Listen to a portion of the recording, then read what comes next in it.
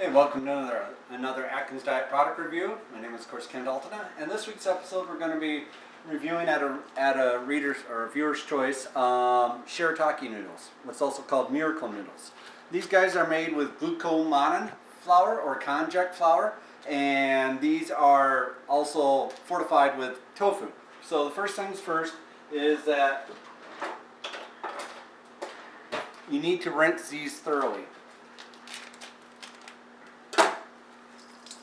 I'll be honest, I've tried these in the past. I haven't been a huge fan, but I'm going to try them again and you'll get to hear my review. The smell is very fishy at this point.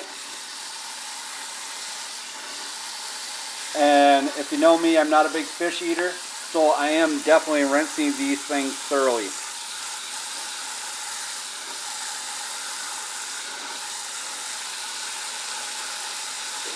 Alright, I don't think I can rinse them anymore. Alright, shaking the water off.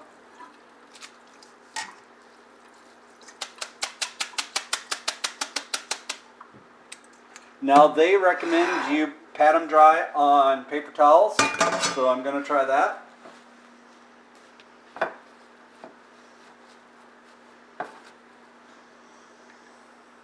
Still kind of have a fishy smell to them, so I'm not sure how well I'm going to like this, but we're going to try it anyhow.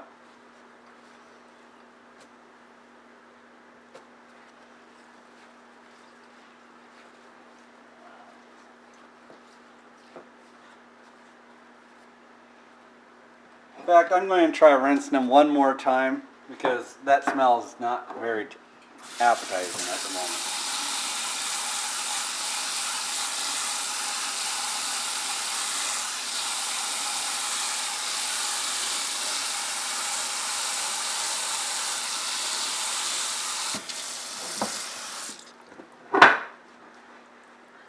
Maybe if you were a tuna eater, that smell wouldn't bother you quite as much.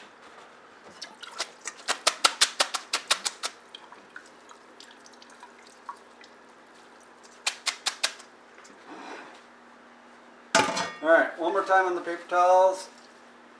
Squeeze all the moisture out.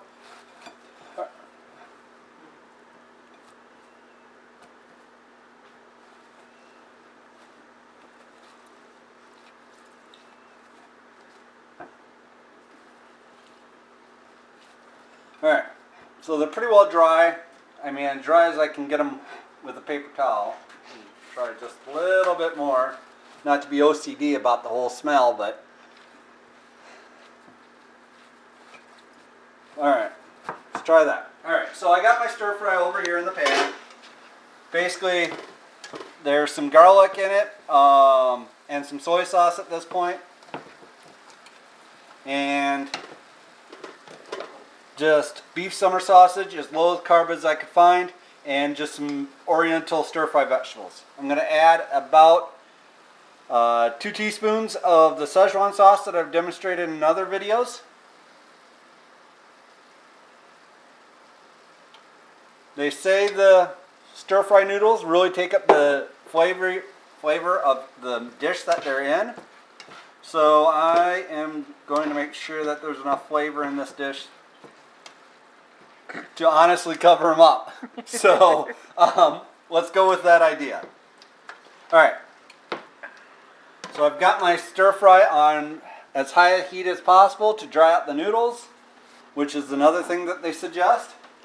And then throw the noodles in the pan. One of my favorite dishes is Mongolian stir fry, and one of the things I've never been able to get at that Mongolian barbecue place is noodles in my dish, so here's my attempt to achieve that now.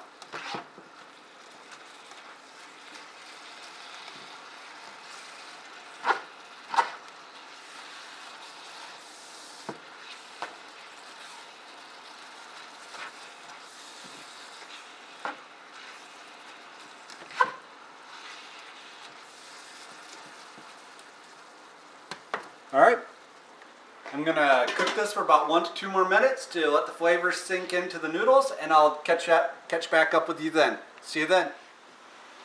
Okay, well I just finished up. I plated the dish here.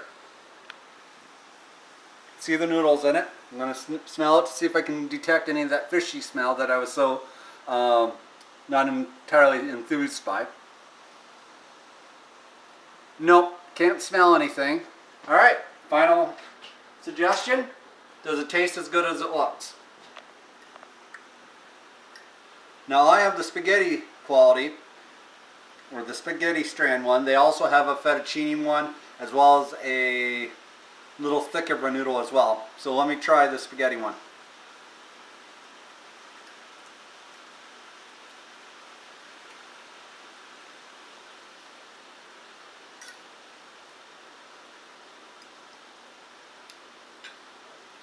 You know what? Really can't taste anything on the noodle side. It may have taken up some of the taste of the stir fry around it. I certainly don't taste any of the fishy smell. So from that point of view, it is definitely able to be covered up or removed off the noodles. I would give it at least a 3 out of 5. It's decent. If you're in the mood for noodles, for stringy noodles, this would certainly meet the bill. I've seen online where they don't particularly suggest it for Italian, but I don't see why you couldn't. I have another konjac noodle made by Wildwood Farms that does mention it being used as a pasta side dish, so you certainly could. Would I get it again? Sure. It's not too bad.